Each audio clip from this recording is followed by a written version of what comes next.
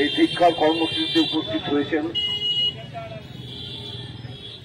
তাদেরকে সবাইকে সংগঠনের পক্ষ থেকে ধন্যবাদ জানাচ্ছি, কৃতজ্ঞতা জানাচ্ছি। এখন আজ থেকে 2-3 দিন আগে, এটা নতুন কিছু না, 2011 সালের পর থেকে, তৃণমূল কংগ্রেস ক্ষমতায় আসার পর থেকে যে ঘটনা সাউথ কলকাতা ল কলেজে ঘটেছে, এ নতুন কিছু না। টেলিভিশনের পর্দায় আমরা যেটা দেখছি যে এই ছেলেটি মনোজিৎ নাকি নাম যেন কি মিশ্র, যে ধর্ষণকারী, সে নাকি এই কলেজে আরো এই ধরনের ঘটনা ঘটিয়েছে, বিভিন্ন ছাত্র ছাত্রী এখন উঠে গিয়ে সেটা বলছে। এবং গোটা পশ্চিমবঙ্গে 2011 পর একাধিক ঘটনা, নারী নির্যাতনের ঘটনা, বাচ্চা বাচ্চা মেয়েরা ধর্ষিতা হচ্ছে, 60 বছর 65 বছর 70 বছরের মহিলা ধর্ষিতা হচ্ছে। এই নতুন কিছু না এই রাজত্বে। এখন বিষয়টা যেটা হচ্ছে যে আরজি কর হাসপাতালের ভেতরে একজন ডাক্তার ছাত্রী ধর্ষিতা হল। এ কোনো বন বাগানে জঙ্গলে না, এমনটা না যে কোনো পিকনিক করতে গিয়েছিল সেখানে গিয়ে ধর্ষিতা হয়েছে।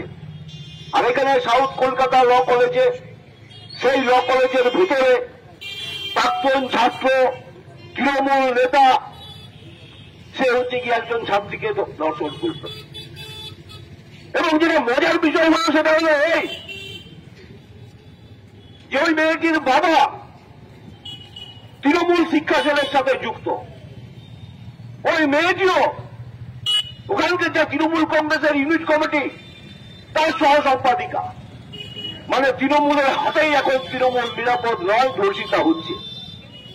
আর আন্দোলন করছি আমরা বামপন্থীরা, আমরা বামপন্থী সংগঠনগুলো, আমরা আন্দোলন করছি, পুলিশ আমাদেরকে জেলে পুরছে।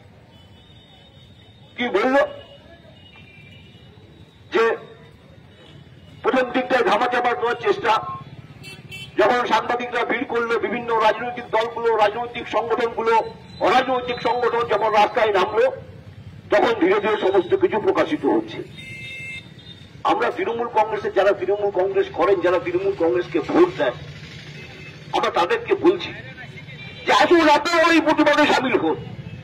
খুব ভালো লাগলো, টেলিভিশনের পর্দায় দেখলাম 2 জন তৃণমূল ছাত্র পরিষদের নেতা নেত্রী, তারা হচ্ছে গিয়ে এই ঘটনার বিরোধিতা করছে এবং তারা তৃণমূল কংগ্রেস থেকে পদত্যাগ করলো। তৃণমূল যে ছাত্র সংগঠন সেখান থেকে পদত্যাগ করলো, ভালো জিনিস, আমরা স্বাগত জানাচ্ছি। কিন্তু এই যে পরিস্থিতি, এই পরিস্থিতি রাতারাতি